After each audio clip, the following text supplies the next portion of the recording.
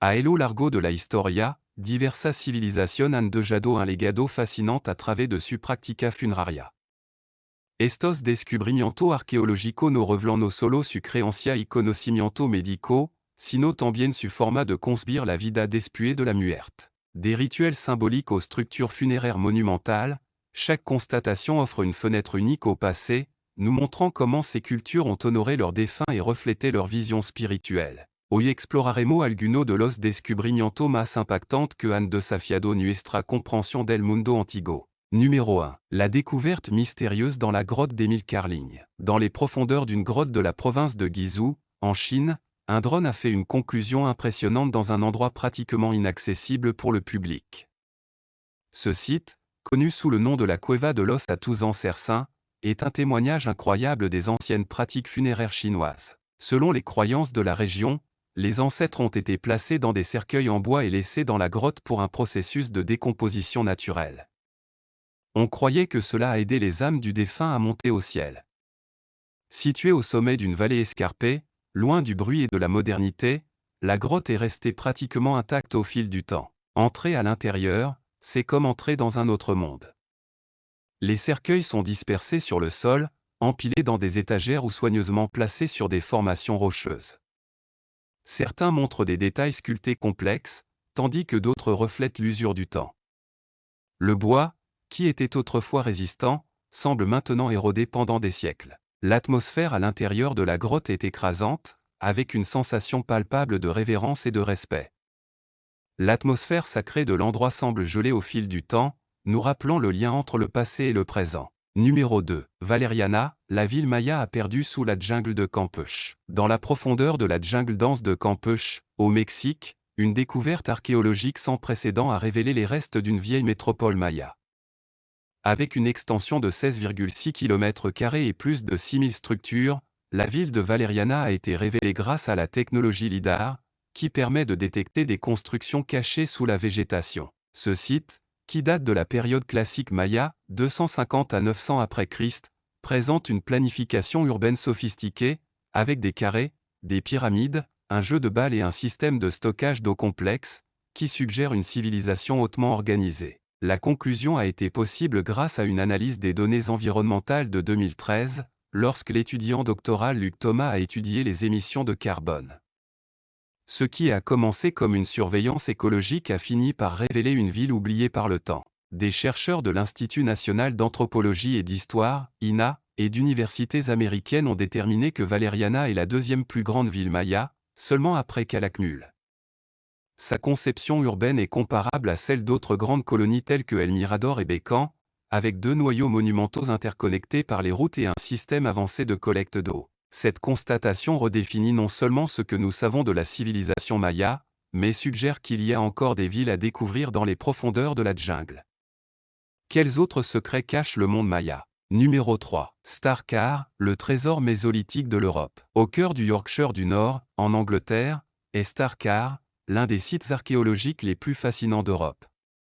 Cette vieille colonie, qui date d'il y a 10 300 ans, offre une vitre unique à la vie à l'époque mésolithique. Lorsque les premiers colons sont arrivés ici, la période glaciaire venait de terminer et la Grande-Bretagne était toujours liée au continent européen par terre.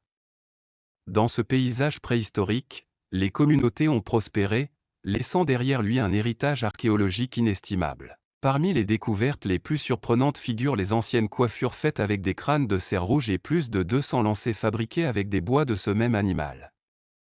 L'abondance de restes suggère que ce n'était pas le meilleur endroit pour être un cerf à l'époque. Ce qui fait que les artefacts Starcar conservent dans un état exceptionnel, c'est leur emplacement dans une zone de tourbière à eau saturée, qui a conservé des matières organiques pendant des millénaires.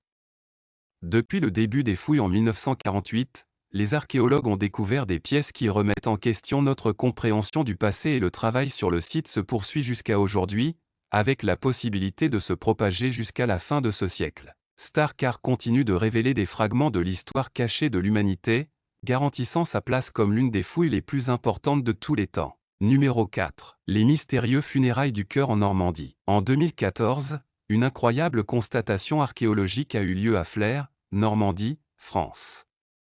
Pendant les fouilles dans une église du XVe siècle, les archéologues ont découvert un coffre-fort funéraire qui abritait un objet inhabituel, une boîte en forme de cœur. Ce rituel, connu sous le nom de « funérailles du cœur », était réservé aux personnes de statut social élevé au Moyen Âge.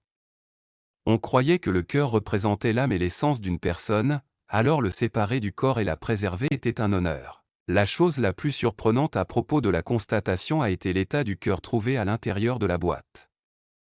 Bien que les autres restes humains dans le coffre-fort aient été complètement décomposés, l'orgue a été préservé exceptionnellement.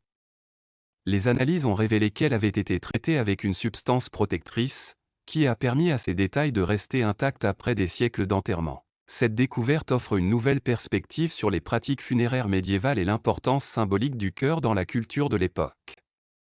Les archéologues continuent d'étudier ces vestiges pour mieux comprendre les croyances et les rituels des sociétés médiévales, révélant des secrets qui sont restés cachés pendant des siècles. Numéro 5. La constatation mystérieuse d'une tombe au Vietnam. En mars 2022, une découverte archéologique surprenante a laissé la communauté scientifique perplexe et les habitants du Vietnam.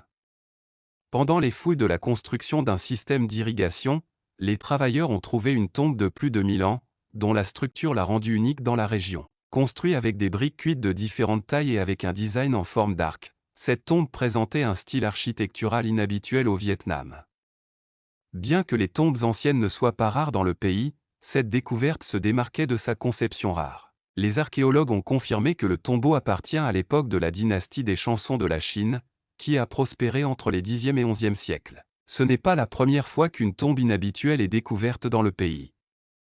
En 1996, une autre tombe avec une structure en forme de navire a été accidentellement trouvée, manifestant la diversité des coutumes funéraires dans la région. Cependant, la plus intrigante de la tombe de 2022 est que, bien qu'elle ait été construite pour un seul occupant, aucune trace du corps ou l'identité du défunt n'a été trouvée. Ce mystère ouvre la porte à de nouvelles enquêtes qui pourraient éclairer les anciennes traditions funéraires et l'histoire de la région. Cette découverte montre que le Vietnam a encore des secrets à révéler, et que son passé continue d'offrir des indices fascinants sur l'interaction de ces civilisations avec d'autres cultures de l'époque. Numéro 6. La Dame de Cao, Pérou. Nous allons commencer par une momie vraiment unique. La civilisation que nous commençons n'est pas l'Égyptien ou tout autre que vous avez probablement deviné, mais l'ancienne civilisation moche. C'était connu pour être très violent et assez soif de sang. Pour cette raison, beaucoup de gens ont supposé que leur culture avait toujours été régie par des hommes. Cependant, en 2006, la découverte d'une momie a complètement réfuté cette théorie. Ce fut la découverte de la Dame de Cao, une femme non seulement momifiée, mais aussi des tatouages qui sont restés dans son corps plusieurs siècles après sa mort. Les tatouages de la dame comprenaient des serpents, des crabes et des araignées, tous les animaux associés à leur panthéon de créatures divines.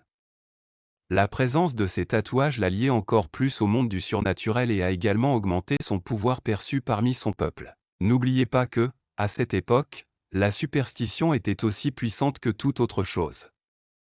Donc, si vous vous ornez des symboles des dieux et des créatures puissantes, vous êtes essentiellement devenu l'un d'entre eux. En règle générale, une découverte singulière d'une femme dans une tombe ne serait pas une preuve suffisante que cette société ou une autre société ait été régie par des femmes. Cependant, alors qu'ils continuaient à trouver plus de tombes, ils ont trouvé 8 autres femmes.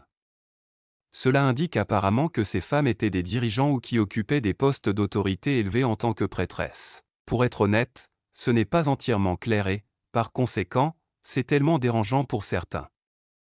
Certaines sections de l'histoire ont marqué des tendances très claires, et il a souligné que les hommes ont dominé dans la société, tandis que les femmes étaient secondaires, comme dans d'autres cultures.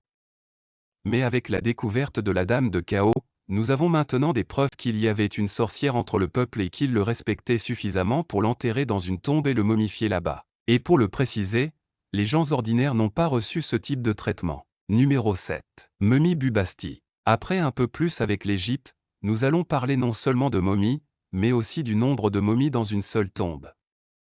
Dans cet endroit, une tombe a été découverte qui avait la quantité incroyable de 250 momies à l'intérieur, toutes des personnes de classe haute qui avaient été enterrées ensemble dans cet endroit unique. La découverte s'est démarquée pour les chercheurs par rapport à certaines précédentes, car ils ont trouvé du matériel informatif avec les momies, en tant que livre intitulé The Book of Death, en plus des corps exceptionnellement bien conservés dans des cercueils fascinants de l'argile et du bois. Les corps et les cercueils étaient dans un état remarquablement bien conservé, malgré environ 500 avant le Christ.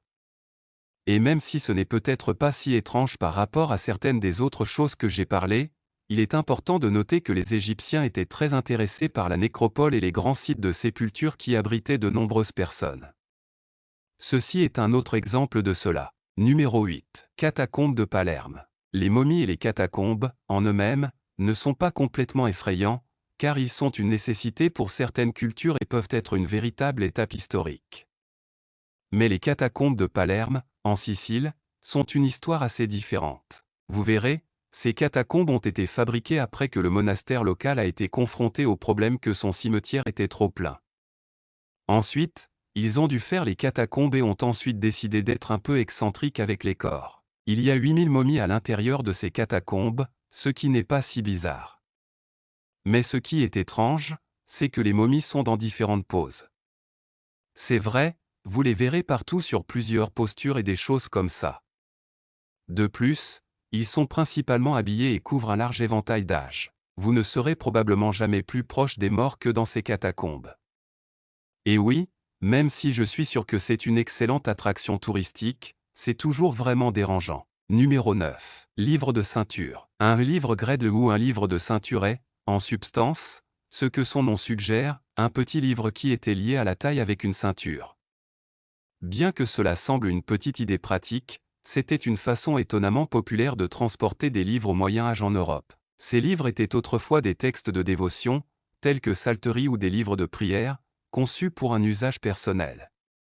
Au début, les livres de ceinture étaient simplement pratiques et les ordinateurs portables, permettant à ceux qui les portent toujours. Cependant, au fil du temps, certains sont devenus des œuvres d'art, décorées de designs complexes et de matériaux précieux tels que l'or ou l'ivoire. Actes de parchemin, leur petite taille leur donnait des favoris des éditeurs, car ils avaient besoin de moins de matériel pour les produire. L'utilisation de ces livres a diminué au XVIe siècle, lorsque les livres liés sont devenus populaires. Cependant, le concept d'un livre portable a continué d'évoluer pour devenir ce que nous savons aujourd'hui comme le livre de poche. De nos jours, les quelques spécimens survivants sont extrêmement rares et très convoités par les collectionneurs et les musées. Numéro 10. Tunnel de Palino. Notre prochaine découverte est appelée le tunnel de Palino, bien qu'il soit plus précis de le décrire comme un aqueduc au lieu d'un tunnel. Cet petit exploit de construction incroyable mesure presque exactement 1036 mètres de long et traverse le mont Castro à Samo, en Grèce. La sculpture à la main d'un tunnel d'une telle taille aurait été un travail difficile il y a 2600 ans, peu importe comment cela a été fait. Cependant, ce qui met en évidence ce tunnel, c'est que c'est le deuxième de l'histoire qui est connu était simultanément fouillé des deux extrémités, en utilisant une approche basée sur la géométrie. L'importance du tunnel est telle qu'il s'agit à la fois d'un site du patrimoine mondial de l'UNESCO et d'une étape historique internationale du génie civil. Nous connaissons l'histoire complète de ce tunnel grâce au fait que, heureusement, Hérodote a beaucoup écrit sur lui. Hérodote a félicité les Samnios pour construire 3 des plus grands exploits d'ingénierie dans le monde grec, dont l'un était le tunnel de Palin. Il a estimé qu'il mesurait 1,6 km de long, 2,4 mètres de haut et 2,4 mètres de large, et était très proche dans tous les aspects. C'est grâce à Hérodote que nous connaissons le nom de l'ingénieur responsable de cette impressionnante œuvre Palino, fils de Nostropho. Numéro 11. L'implant qui ne devrait pas exister. Les scientifiques sont déconcertés par une merveille médicale découverte à l'intérieur de la jambe d'une momie il y a 2600 ans. Cela ne devrait pas exister, cela n'a aucun sens. L'ancienne momie vivait à une époque où ce type de science n'était pas censé exister. En 1971, un cercueil scellé d'Égypte a été transporté d'Égypte en Californie, où il a été accepté par les scientifiques du musée Cruzan-Rosenberg. Le cercueil contenait le corps momifié d'un homme égyptien. À ce moment, personne ne savait qui était la momie. Il est probable qu'il ait un certain statut, mais pas assez pour être de royauté. Peut-être qu'il était un haut responsable du gouvernement, mais personne ne pouvait le dire avec certitude. Quoi qu'il en soit, la momie est restée dans le musée et personne n'a fait beaucoup d'attention pendant 20 ans. Et puis la bombe est venue, 2 décennies après que la momie a atteint le musée, les scientifiques ont découvert un instrument chirurgical avancé à l'intérieur de leur genou gauche. À l'intérieur de la jambe de la maman se trouvait un clou en métal orthopédique. Le clou orthopédique a été installé sous des principes biomécaniques si avancés que même pour les scientifiques actuels, il est surprenant en raison de leur niveau de sophistication. Les experts ne pouvaient pas distinguer l'implant d'une procédure moderne. Cette chirurgie avancée n'est pas quelque chose que les sociétés anciennes pratiqueront. Les scientifiques ont déjà trouvé des preuves de certaines procédures médicales, en particulier l'escalade, également connue sous le nom de chirurgie cérébrale. Même les membres et les yeux prothétiques ont été documentés dans le monde antique. Mais il s'agit d'une découverte unique, les chirurgies qui nécessitent ce type de précision médicale sont inconnues dans le monde antique. Comment l'ongle a-t-il été inséré avec une telle précision, surtout compte tenu du manque d'outils et de connaissances chirurgico-modernes? Comment les anciens ont-ils réalisé une telle procédure sans provoquer une douleur ou un traumatisme significatif aux patients? L'intrigue est compliquée lorsque vous commencez à enquêter sur l'histoire de la momie. Lorsque le musée a initialement acquis le cercueil dans les années 1970, ils ne savaient même pas qu'il y avait une momie au début. Et puis, lorsqu'ils ont enquêté sur le cercueil, ils ont réalisé que la momie n'appartenait même pas au propriétaire d'origine. Le vieux sarcophage appartenait à un prêtre nommé Usé Montu, mais le corps n'était pas de ce prêtre. Le prêtre avait été retiré de son propre cercueil peu de temps après sa mort et remplacé par ce corps aléatoire. Personne ne connaît le nom du voleur de cercueil. Une analyse de la procédure d'embaumement a révélé que l'étranger était un homme égyptien de haute classe qui vivait entre le 15e et X avant le Christ. Cet homme avait des cheveux roux et n'a même pas atteint 5 pieds de haut. C'est en 1995 que les scientifiques de l'université Brigham Young, dans l'Utah, ont fait un scan X-ray de la momie et ont trouvé leurs ongles en métal. Ils ne pouvaient pas croire ce qu'ils avaient vu. Le professeur principal, c'est Wilfred Grigg, a refusé de croire que l'ongle est venu avec la momie. Je pensais que c'était un morceau de métal moderne utilisé pour maintenir la jambe de la momie, mais pas. En fait, il a 2600 ans. Les scientifiques ont trouvé une résine organique ancienne dans l'ongle métallique, similaire au ciment osseux moderne, démontrant que l'ongle provient d'une ancienne procédure. Cela signifie définitivement que, au moins, quelqu'un dans le monde antique était beaucoup plus avancé que nous ne le pensions possible. Numéro 12. Les restes du roi Ricardo III. Dans un tour extraordinaire, les restes du roi Ricardo III, l'un des monarques les plus controversés d'Angleterre, ont été trouvés en 2012 sous un parking à Leicester. Cette découverte a résolu un mystère de 500 ans sur son dernier lieu de repos. Ricardo III, qui a régné de 1483 à 1485, a été le dernier roi anglais à mourir au combat, lors de la confrontation dans le champ de Bosworth. Sa tombe était située grâce aux archives historiques qui indiquaient le monastère des Frères Gris, maintenant transformé en parking urbain. L'équipe archéologique a découvert un squelette avec des déformations vertébrales et des blessures dans le crâne, composé d'histoires historiques. Les tests d'ADN ont confirmé leur identité, en comparant l'ADN mitochondrial avec celui de 2 descendants vivants.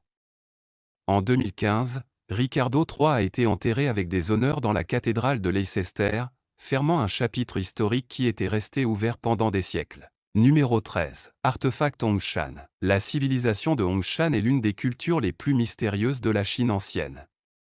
Il existait il y a environ 6700 ans et laissait des artefacts de jade inhabituels qui représentent des humanoïdes avec des têtes en forme de larmes et des yeux énormes. Certaines des figurines ressemblent à des créatures roulant à des motos ou même à des machines volantes. Ces images ne s'intègrent pas dans les idées habituelles sur les cultures anciennes et leur font demander qui ou ce qui a essayé de capturer les professeurs de Hongshan. Les seules grottes de Hongshan découvertes en 1999 appartiennent également à cette culture. Ces grottes, faites par l'homme, étonnent par leur taille et leur complexité. À l'intérieur, vous pouvez voir des piscines, des ponts sur les rivières, les escaliers et les passages. La plus grande grotte a une superficie de 12 600 mètres carrés. Mais le vrai mystère est les traces laissées sur les murs, qui ressemblent à celles des machines de forage modernes. Bien que l'on ne pense pas qu'il y ait une technologie de ce niveau il y a des milliers d'années, il n'est toujours pas précisé où se déroulaient les volumes gigantesques de rochers excavés. Les scientifiques n'ont pas encore trouvé de traces de leur déplacement. Certains chercheurs suggèrent que les grottes et les artefacts de jade sont des preuves de contact avec une civilisation plus avancée, éventuellement d'origine extraterrestre. Numéro 14. Le Rasa de Xerxes. Nous avons promis des trésors dorés dans cette vidéo, nous voyons donc le bélier de Xerxes. On s'appelle que parce qu'il a été trouvé dans une tombe de l'ère punique près de Xerxes, en Tunisie, en 1909. Bien qu'il puisse sembler un bel objet décoratif, c'est en fait un morceau de gilet-armure, en particulier une coquille. Les experts pensent qu'il a environ 2300 ans et pensent qu'il a été fait par les occupants italiens romains du sud de l'Italie. L'explication la plus probable qu'il était en Tunisie et qu'il appartenait à un guerrier, probablement élevé, qui était dirigé par Hannibal dans la Deuxième Guerre punique, entre 211 et 203 avenue. Cependant, tous les experts ou historiens ne sont pas d'accord avec cette opinion. Cela est dû en partie au fait que la tombe dans laquelle elle a été trouvée est typique de la Tunisie de l'époque, ce qui suggère que la personne enterrée n'était pas un étranger. De plus, certains des autres artefacts trouvés dans la tombe précèdent la Première Guerre punique, de sorte que l'origine exacte de la coquille reste un mystère. La seule chose que les experts semblent d'accord est dans une beauté incontestable.